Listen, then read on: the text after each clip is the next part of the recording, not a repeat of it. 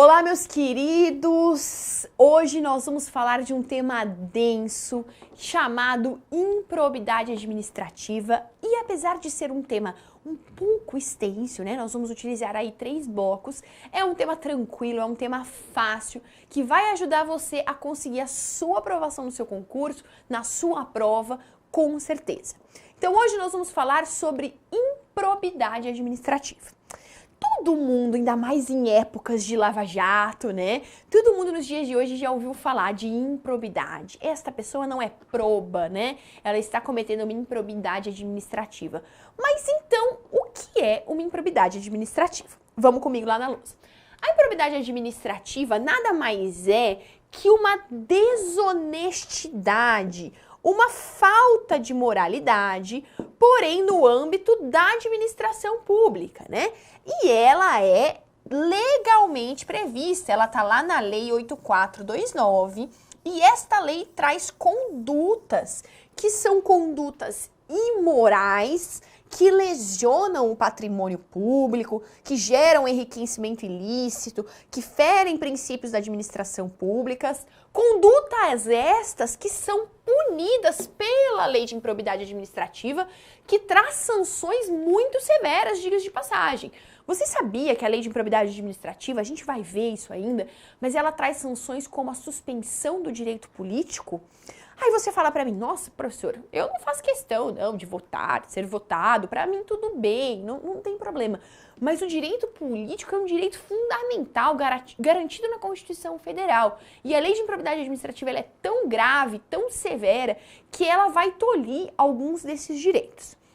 Muito bem, nós vimos então que a improbidade administrativa são atos imorais, atos que lesionem o patrimônio público ou que gerem enriquecimento ilícito dentro do âmbito da administração pública e estão taxativamente previstos lá na Lei 8429. Muito bem. A gente sabe também que a Lei de Improbidade Administrativa pode gerar sanções muito severas, né? Como eu disse para vocês, até a suspensão de direitos políticos. Os atos de improbidade administrativa podem ainda ser punidos em 3 esferas: civil, penal e administrativa. Ah, professora, mas se punir uma, não pune a outra, né? Não, ele pode ser punido nas 3.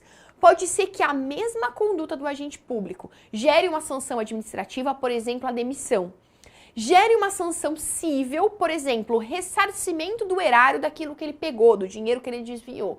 E gere uma sanção penal, como uma pena privativa de liberdade. O cidadão pode ser preso, inclusive. Então, a Lei de Improbidade Administrativa, vamos comigo lá na lousa, olha só, ela tem repercussão nas 3 esferas. Na esfera civil, na esfera administrativa e na esfera penal, sendo que as três esferas são autônomas. Muito bem. O que eu preciso para ter uma improbidade administrativa? Quais são os elementos geradores de improbidade? O primeiro elemento que eu tenho que estar presente para ter um ato de improbidade administrativa é um dos respectivos sujeitos ativos. O que é sujeito ativo, gente? Sujeito ativo é aquele que pratica a ação ou omissão. Então, quem é que pode praticar um ato de improbidade administrativa? Em primeiro lugar, e por óbvio, né, qualquer agente público, seja ele servidor ou não. Se eu for servidor público, então agente público, eu posso praticar improbidade administrativa. Só um agente público pode praticar improbidade administrativa? Não. Nós temos ainda o particular, que não é agente público, quando ele induz ou concorre para a prática do ato de improbidade, ou dele se beneficia sob qualquer forma. Olha só, gente, que interessante. O particular também pratica improbidade administrativa, desde que ele induza. O que é induzir, gente? É fazer nascer a ideia. Ou então ele concorra, ele pratique junto com o agente público, ou então ele não induz nem concorre, mas ele se beneficia daquele ato, seja de forma direta, seja de forma indireta. Então, pode o particular praticar improbidade administrativa? Pode. Pode o agente público praticar improbidade administrativa? Também pode. Diz o artigo 2º da lei: para fins desta lei, reputa-se agente público todo aquele que exerce, ainda que transitoriamente, ou sem remuneração, por eleição, nomeação, designação, contratação ou qualquer outra forma de investidura ou vínculo, mandato, cargo, emprego ou função nas entidades da administração pública. O que a lei quis fazer com isso? A lei quis abranger ao máximo o número de agentes públicos que ela tutela. Ela disse o seguinte: olha, meu amigo, você, agente público, se pratica qualquer ato da lei de improbidade administrativa, você está sujeito às sanções da improbidade administrativa. Poxa, mas eu não tenho um vínculo, eu tô aqui temporariamente na administração. Não tem problema, mesmo assim você é servidor público, para fins dessa lei. Mas eu não recebi nada, me convocaram só para eu atuar aqui hoje, tô fazendo um favor, nem tô recebendo R$1. Não interessa. Se você está atuando como agente público, para fins de improbidade administrativa, você comete, sim, a improbidade. Ok? Então, muito bem. O primeiro elemento que tem que estar presente para existir uma improbidade administrativa é o sujeito ativo. Continuando comigo lá na lousa, vamos lá. O nosso segundo elemento, por óbvio, né, é o sujeito passivo. Quem que vai sofrer a improbidade administrativa? Quem que vai ser prejudicado pela improbidade? Observa, gente, que o sujeito ativo, como a gente disse, é aquele que pratica a improbidade. E o sujeito passivo é aquele que sofre a improbidade. Muito bem, quem que sofre a improbidade administrativa? Administração direta. Quem que é administração direta, gente? União, Estado, município, Distrito Federal. E a administração indireta, autarquia, fundação, empresa pública, sociedade de economia mista ou fundacional, de qualquer dos poderes da União, dos estados, do DF, dos municípios e de território. Então, pode ser sujeito passivo, no caso, os membros da administração direta ou indireta. Tendo um desses membros, eu tendo então uma conduta praticada por um agente público, ou então uma conduta praticada por particular, que concorre, que induz, que se beneficia junto com o agente público, contra um membro da administração direta ou indireta, teremos improbidade administrativa. Olha que interessante que a lei de improbidade administrativa traz. Ela diz o seguinte, como a gente observou, né, um dos sujeitos passivos da improbidade é a própria administração pública, seja ela direta ou indireta. Porém, também pode ser sujeito passivo da improbidade aquela empresa que é incorporada ao patrimônio público. Olha só, ela não é membro da administração direta ou indireta, mas ela foi incorporada ao patrimônio público.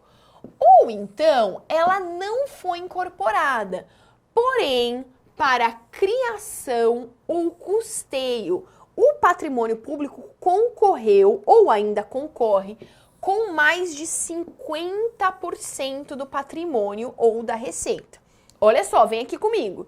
Então, nós temos quem pode sofrer pode sofrer improbidade administrativa, perdão. Quem pode sofrer? Administração direta e indireta, fácil, né? Tranquilo. Aquelas empresas que foram incorporadas ao patrimônio público, ou então, mesmo que não incorporadas, elas tiveram para sua criação ou ainda têm a concorrência de mais de 50% do patrimônio público. Essas empresas também sofrem improbidade administrativa.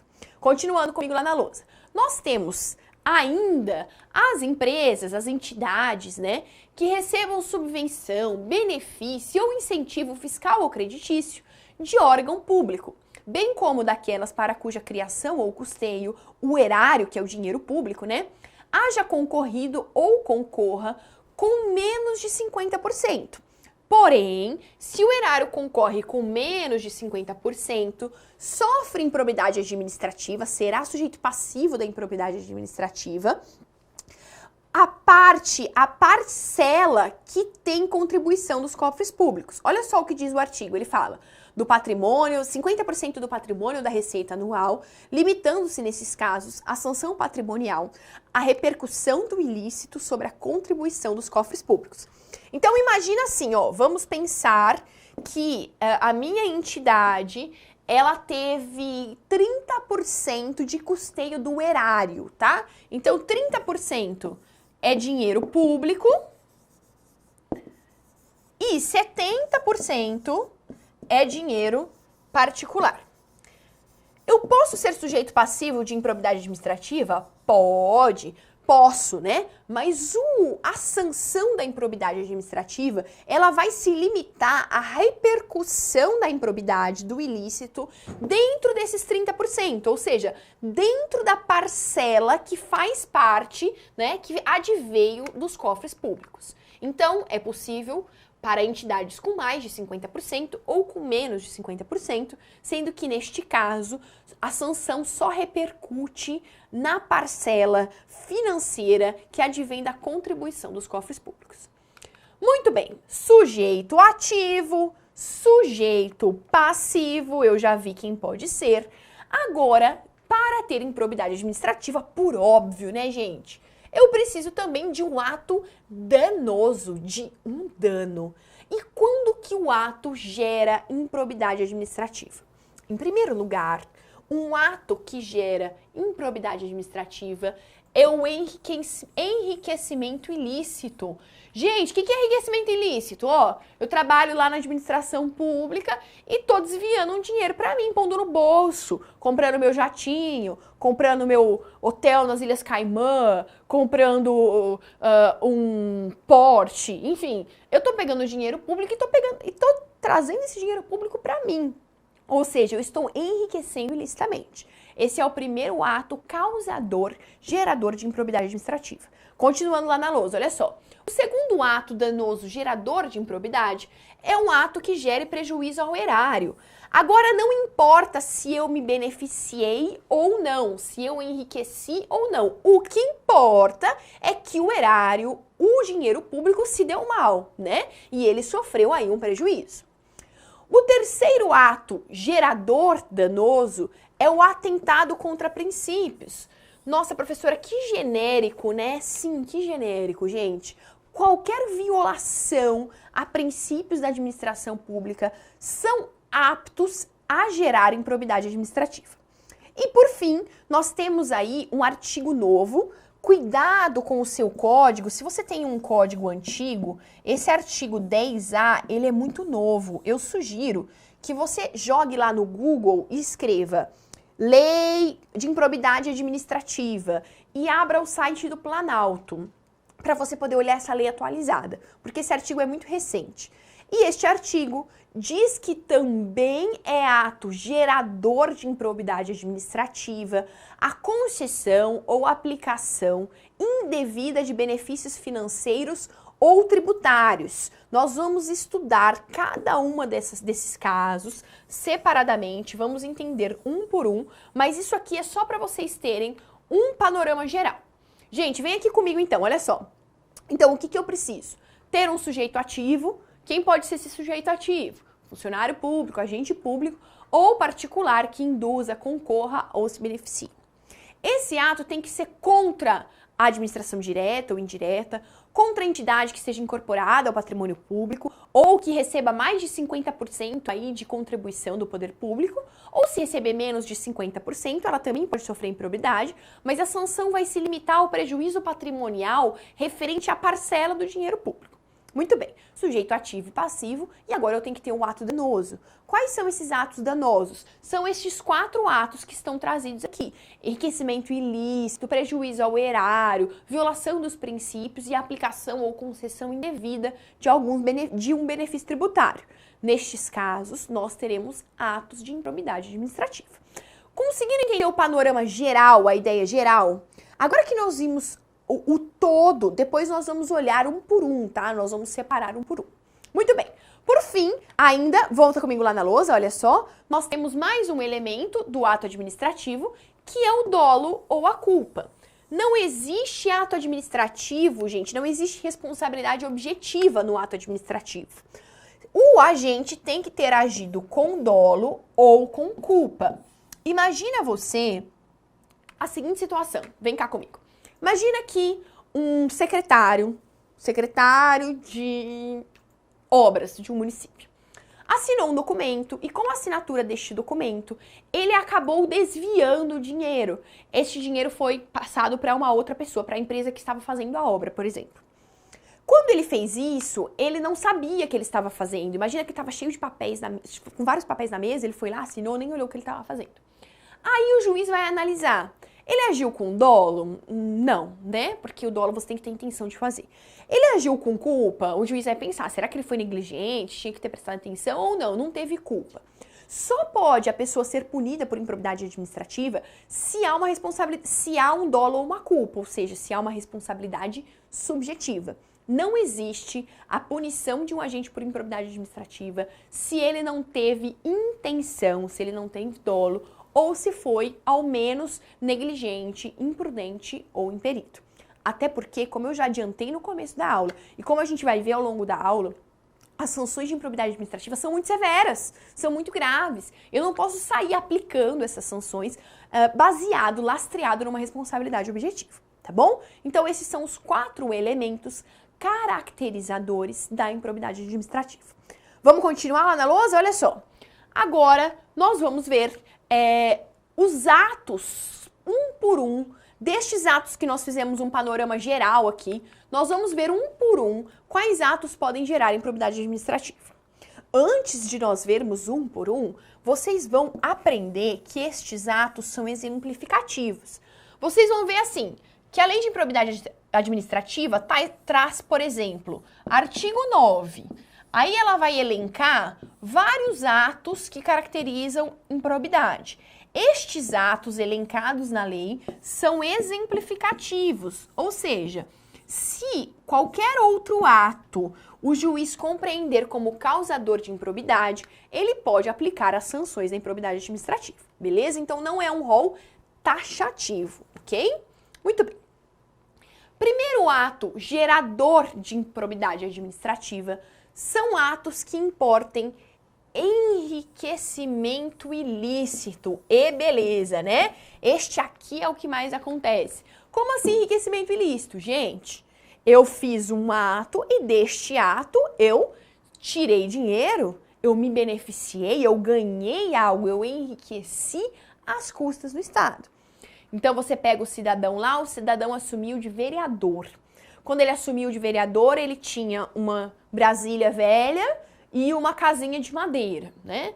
Aí ele exerceu a função pública dele, no final o cara tem 3 jatos, uma casa no campo, uma casa na praia, um apartamento, enfim, e viagens para Paris todos os anos. Gente, existe algo de errado aí. Este cara está beneficiando-se com o dinheiro público, ele está enriquecendo às custas da população. Coisa que nunca acontece, né, gente? A gente sabe aí no nosso Brasil, né, que a gente nunca vê um caso deste de enriquecimento ilícito, né? Infelizmente, brincadeiras à parte, é o que mais tem acontecido no Brasil ultimamente. Comigo lá na lousa, vamos voltar então, que nós vamos ver os atos que importam enriquecimento ilícito. Quais são os requisitos para caracterizar uma improbidade administrativa na modalidade enriquecimento ilícito? Primeiro requisito, por óbvio, né, gente? Deve ter um enriquecimento ilícito. Professora, e se o enriquecimento for lícito? Ou seja, se eu ganhei aquele dinheiro porque eu merecia? Gente, aí não é improbidade administrativa, né? Improbidade administrativa, ela exige um enriquecimento ilícito, tá? O enriquecimento normal no exercício da sua atividade não é improbidade administrativa. Muito bem. Para ter um enriquecimento ilícito, eu tenho que ganhar dinheiro, eu tenho que enriquecer, tá? Não basta eu ganhar prestígio, por exemplo. Eu tenho que receber financeiramente algo e de forma ilícita. Muito bem.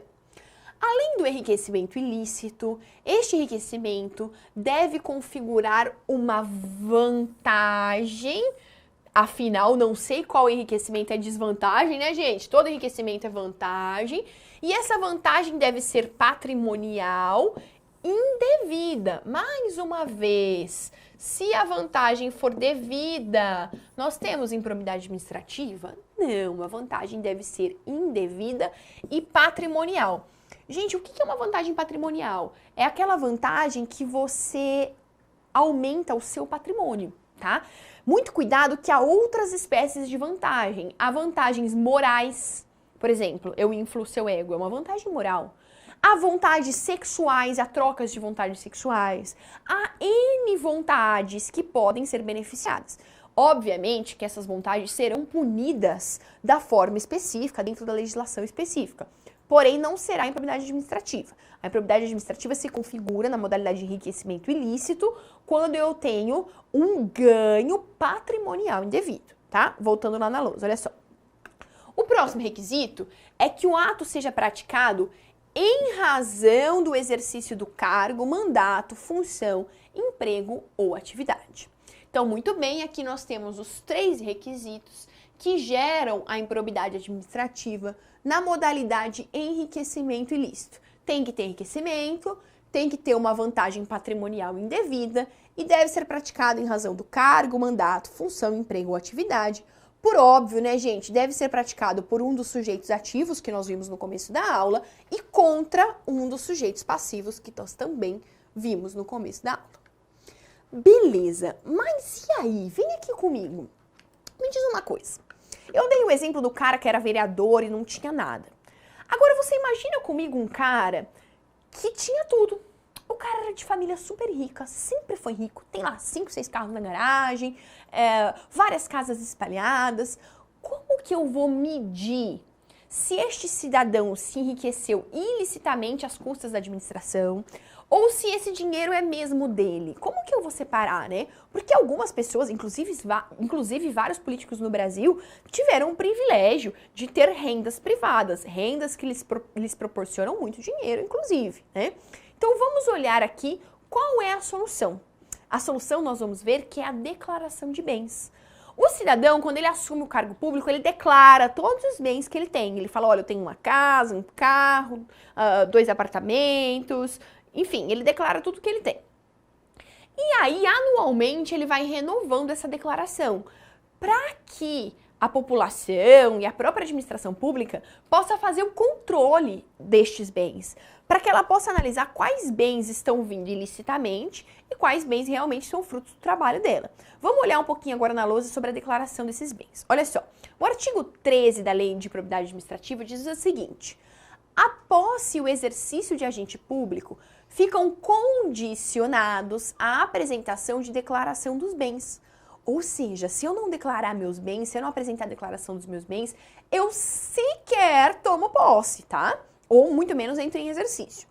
E valores que compõem o seu patrimônio privado, né? O que eu tenho que é meu, que é privado? A fim de ser arquivada no serviço de pessoal competente. Aí essa declaração fica lá na gavetinha, ela fica arquivada. A declaração de bens será anualmente atualizada. E na data em que o agente público deixar o exercício do mandato, cargo, emprego ou função. Então, todo ano, o cidadão vai lá e atualiza sua declaração de bens. Uma vez que ele deixa o exercício do cargo dele, do emprego, da função, ele mais uma vez atualiza essa declaração de bens. Então, essa declaração de bens, ela é constantemente renovada para que se possa analisar aí se está havendo um enriquecimento ilícito ou não. Essa declaração de bens, gente, ela é tão importante que a própria Lei de Probidade Administrativa diz que será punido com a pena de demissão. Gente, a pena de demissão é a pior pena dentro do sistema administrativo. Não há nada pior para o agente público do que ser demitido, tá? É uma pena muito severa. Será punido com a pena de demissão, a bem do serviço público, sem prejuízo de outras sanções cabíveis, ou seja, ele pode ser demitido e ainda sofrer mais sanções, o agente público que se recusar a prestar declaração dos bens dentro do prazo determinado ou que a prestar falsa, ou seja, não prestei ou prestei e era mentira. Gente, isso aqui é muito importante. A administração pública vai falar assim para você, ô fulano, você tem 10 dias para apresentar a sua declaração de bens. E você tem que apresentar. Se você não apresentar, você vai ser demitido. Ou então, se você apresentar e observar-se que essa declaração é falsa, tá? Que há elementos falsos nessa declaração, você pode ser demitido também. É óbvio, né, que a demissão, você vai passar por um processo administrativo, com contraditório, com ampla defesa, para que no final, se ficar analisada essa situação, você seja dispensado, tá? Você seja demitido. Mas muito bem, o mais importante, então, para analisar o enriquecimento ilícito é analisar a declaração dos bens do cidadão. Só para vocês terem uma ideia, eu trouxe para vocês alguns incisos da Lei de Improbidade Administrativa. A Lei de Improbidade Administrativa prevê o enriquecimento ilícito no seu artigo 9º, tá? Então, a Lei de Improbidade, gente, é bem curtinha. Eu aconselho que vocês leiam a lei, porque ela é pequenininha mesmo, assim, é coisa de 5 minutos você lê ela inteira. Então, eu aconselho que após essa aula, vocês, né, retornem no que vocês tiverem dúvida, mas leiam a lei, porque é legal vocês lerem a lei. Muito bem. Quando vocês lerem a lei, lá no artigo 9º, vocês vão ver um rol exemplificativo, lembra que a gente aprendeu que não é taxativo, né? Um rol exemplificativo de condutas que geram enriquecimento ilícito. Este rol é um rol um pouco grande, em face do nosso tempo eu não trouxe todos os incisos, mas eu trouxe alguns para a gente dar uma olhada. Vamos comigo lá na lousa, olha só. Então, nós temos aqui o artigo 9 da Lei de Improbidade Administrativa, que vai trazer como primeiro exemplo o cidadão que recebe para si ou para outrem dinheiro. Olha o patrimônio, gente, lembra que tem que ser patrimonial? Dinheiro, bem móvel ou imóvel, ou qualquer vantagem econômica, tá, gente? Não é vantagem sexual, moral, é econômica, é dinheiro, direta ou indireta, a título de comissão, percentagem, gratificação, ou presente de quem tem interesse, direto ou direto, que possa ser atingido ou amparado por ação ou omissão decorrente das atribuições do agente público. Inciso 4, pulamos aí o 2 e o 3, você vai olhar na sua casa. Inciso 4, utilizar em obra ou serviço particular veículos, máquinas, equipamentos ou material de qualquer natureza, de propriedade ou à disposição de qualquer das entidades do artigo 1º. As entidades do artigo 1º são aquelas que nós vimos, né? Dos 50%, administração pública, direto, indireto, enfim. Bem como o trabalho de servidores públicos empregados ou de terceiros contratados por essas entidades. Então, olha só, se eu tô lá, eu sou prefeita de uma cidade, e aí eu pego todo o maquinário público e todos os funcionários da prefeitura para ir lá construir meu rancho na beira do rio, né? Eu estou utilizando um maquinário, eu estou utilizando o material humano da prefeitura para construir algo em prol do meu interesse. Com isso, eu estou tendo aí uma vantagem indevida, né? Porque eu ia gastar muito dinheiro para contratar esse serviço de forma particular. E ao invés de gastar dinheiro, eu estou utilizando do aparato estatal. E isso, por óbvio, é um ato de improbidade administrativa. Continuando lá na lousa. Tá acabando, gente. Respira um pouquinho, que essa matéria é longa, mas é facinha. Olha só. Inciso 9. Perceber vantagem econômica para intermediar a liberação ou aplicação de verba pública de qualquer natureza. Olha só que interessante, né? Você é o responsável, por exemplo, por liberar uma verba para fomento da atividade industrial. E aí você fala pro cara da indústria assim, então, ô, seu Zé, o senhor faz o seguinte, o senhor aí me dá um jatinho e uma lancha, né? E um terreno lá em Ipanema, que eu vou intermediar aí a liberação da sua grana, você fica tranquilo. Isso aí é improbidade administrativa. Gente, estes foram só alguns exemplos, tá bom? De atos que geram improbidade administrativa no sentido de enriquecimento ilícito. Você depois vai pegar a lei de improbidade, vai pegar o artigo 9º e vai exaurir essas hipóteses. Você vai olhar todas, lembrando que são hipóteses exemplificativas. Eu vou deixar, eu sei que é um pouco cansativa essa matéria, então eu vou deixar você ir dar uma esparecida, tomar uma água e a gente volta no próximo bloco.